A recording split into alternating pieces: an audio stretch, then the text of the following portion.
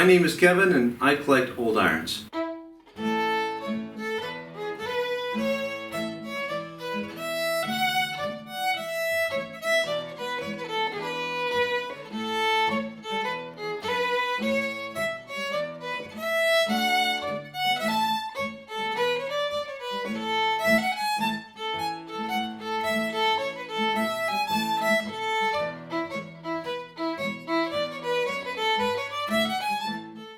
In the past videos, we've talked about a number of categories of irons and the technologies and applications that these irons are put to.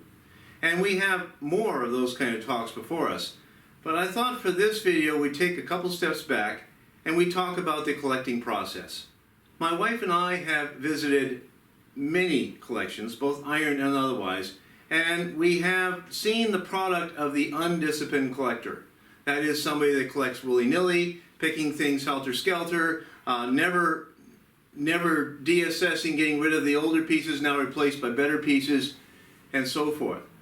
If you are a serious collector, interested in building a serious collection, then you have to have some sort of thought-out plan.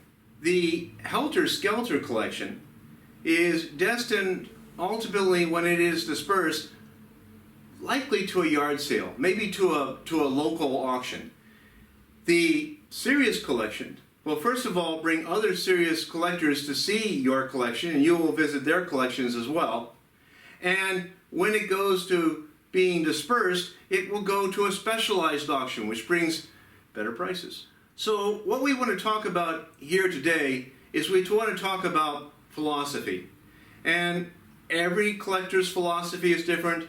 Every collection is built according to somewhat different philosophy. But this is the collection that we're talking about here, and so let's talk about the philosophy of this collection and collector. I am of modest means. I am a teacher. I do not have a lot of resources, and so consequently my philosophy is what I call representative. That is to say that I build a collection of this and that, carefully chosen to give a nice overview of the topic. If I was collecting coins, I would be looking for type coins of all the various basic groups. That's what a representative collection is all about.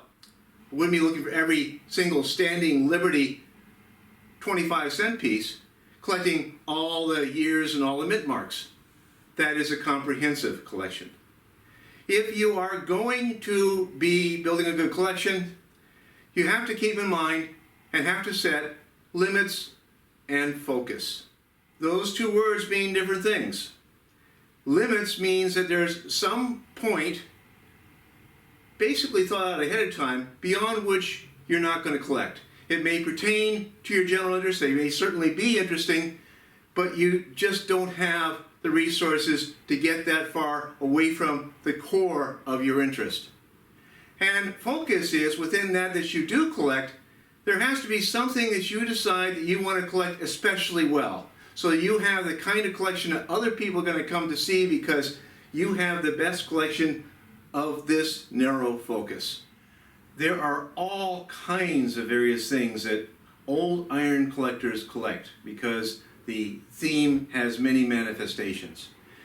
Let's start by, in talking about the philosophy of this particular collection, talking about that I do not collect. That is to say, things that are beyond my limits. And we'll start with salt and pepper shakers.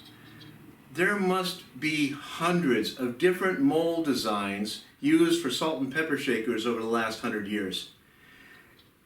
I have seen multiple collections, iron collectors who have a corner cabinet with nothing but salt and pepper shakers. Some of them, like this one, have very particular place names or stores or whatnot that are marked on the inside. This one is Kentucky. This was given to me by a guest here. I don't collect these. You're looking at essentially the two salt and pepper shakers that I just happen to have. I have decided that is beyond my limit. Another facet that many old iron collectors have at least a few of, and some of them collect seriously, is various glass containers, candy dishes, cookie jars, and other packaging, boxes in the shapes of old irons and so forth. And again, you can fill this room with shelves with different specimens of these if you're so inclined. Ceramic figurines. Ceramic figurines are a topic that's very popular in Europe. In Europe, all these various countries, there are quite a number of old pottery companies making pottery going back for hundreds of years. Great pride in their work, high quality to these, and they do various themes, some of which include people ironing. And we have, my wife and I, seen multiple collections that have a whole wall case of various of these. Some of these are worth thousands of dollars. They are quite beautiful. This is the only one I have. This one Kate found at a Goodwill store for 50 cents. And then there's Mrs. Tiggywinkle. Tiggywinkle is the washerwoman hedgehog from Peter Rabbit. And Mrs. Tiggywinkle has the person who you see images of in the books with the iron. We once visited Julia Morgan, a very famous English collector, and she had us overnight, and she had us in the Mrs. Tiggywinkle room. I had no idea. There's Mrs. Tiggywinkle rugs and curtains and sheets and pillowcases and trinkets of every kind that you can think of. We actually left our baggage in the hallway, and my wife was worried that she would knock something over. There's all kinds of Mrs. Tiggywinkle stuff. We don't collect Mrs. Tiggywinkle. We did find this piece at a shop in the last year in Central Maine and bought that as our representative of that particular category. Another thing that I don't collect, though I have one or two examples of, is old iron themed art. This particular piece we found in another Goodwill type of store, paid $28 for. We have a couple more pieces. Most of what we have on our walls are ephemera of other types, and that'll be a topic for another video in the future. But I know of two collectors who have extremely good collections of iron-themed artwork. And as with the ceramic figurines, we're talking the really, really good stuff that goes back hundreds of years ago, done by relatively big name, at least in their day, artists of the time. Beautiful, beautiful pieces. Again, this is my piece, but there's a lot more that you can collect. Iron collectors also collect items related to the washing process. And we can start with ironing boards. There are many kinds of ironing boards. It's amazing the number of devices contrived to make an ironing board foldable. We have one ironing board. It's on our front porch where our mail gets delivered. And that's it. That's all we have room for. Another item that many iron collectors collect are the sprinkler bottles that were used to sprinkle water on the clothes as you were ironing. And these sprinkle bottles, of which there are hundreds, some of which have values in the hundreds of dollars, are quite a favorite collecting topic among iron collectors. I have a few. This one is from California from the 1950s with a value of about $50. Yet something else that many iron collectors collect avidly, many of us have a few of these, is starch containers and the advertising related to that. The starch was what we used to make the cloth of the consistency, the stiff, clothing stiff, and the less stiff, not so stiff. And I have seen auctions of hundreds of starch items. The only starch items that I have are related to this particular company, the Elastic Starch Company, and that is because it has a old iron in the design. By the way, in this illustration you might see the Good Housekeeping seal. The Good Housekeeping seal goes back to 1909. And besides those items linked directly to the ironing process, there's old washing machines. I noticed online a washing machine museum that's warehouse-sized, hundreds of washing machines, but if those are too large, there are wringers, there's washboards, there's plungers, there's paddles, some of these going back hundreds of years. And a lot of us collect those. I frankly do not.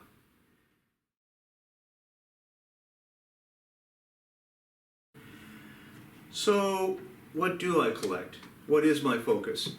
My focus broadly is on the old irons themselves, the physical items used in ironing. But even there, I set limits. For example, I only collect American irons. Now I know that we have seen some European irons in the process, and they're interesting, and they provide some of the larger context. I have a single Oriental iron. This is from Indonesia.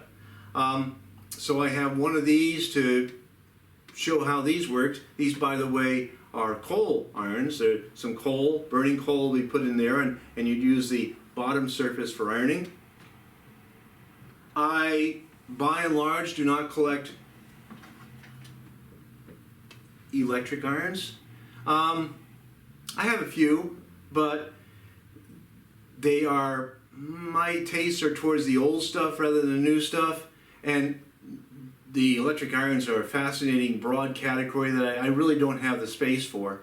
I bring this one out as a representative example from my collection because we, by and large, as we've been going through the technological categories, we've been showing Taylor irons. This is a Taylor electric iron.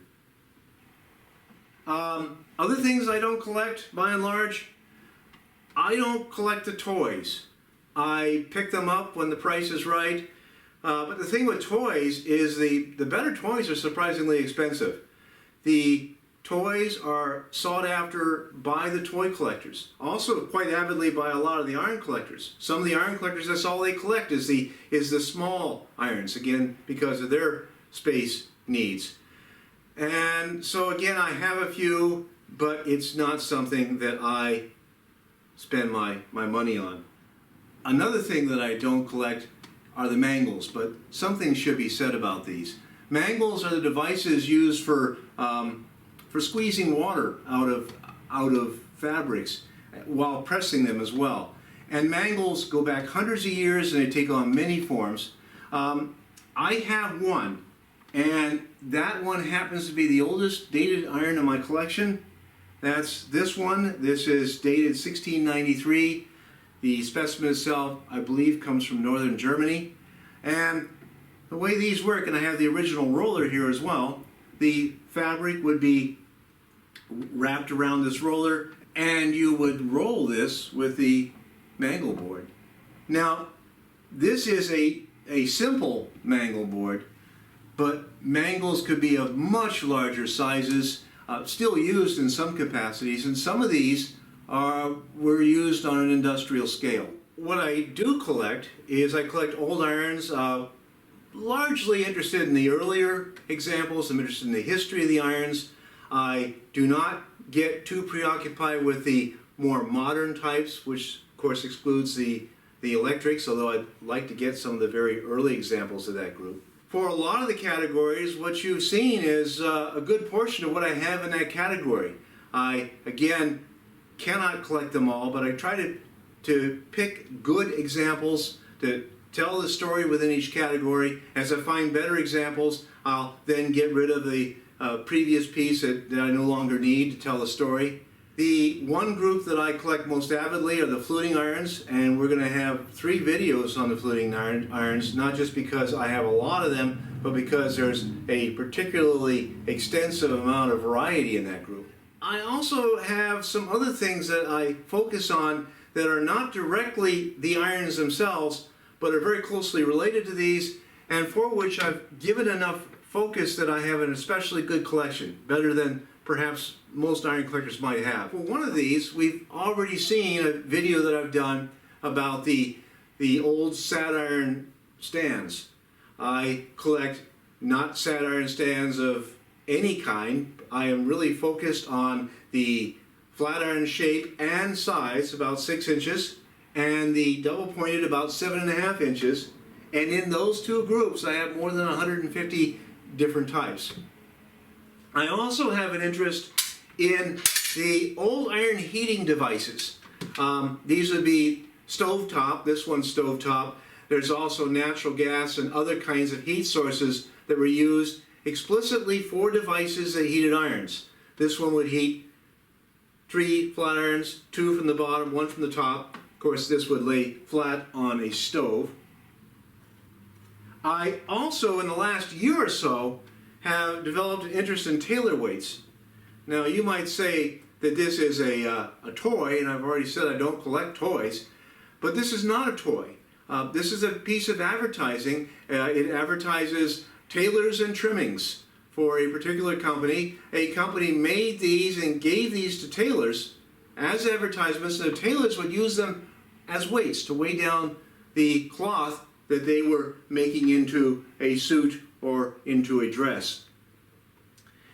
Beyond that, I have an interest in trade cards. I have an interest in ephemera. And we will have this particular front page from the Harper's Bazaar is actually about some devices used as gloves to keep your hand from getting burned. These I use and display in wall displays. This one's not yet framed. And we will have videos on each of these as we get to them. And I also collect research materials, and we'll later on do a video about the litany of various resources out there so you can learn more. So with all that, you have a little bit better idea of the nature of my collection. Some of those things that I don't collect, I hope eventually to visit other collectors who have focuses different than I, and we'll be able to do videos about those as well. So stick around. We will continue making these, and I look forward to seeing you again.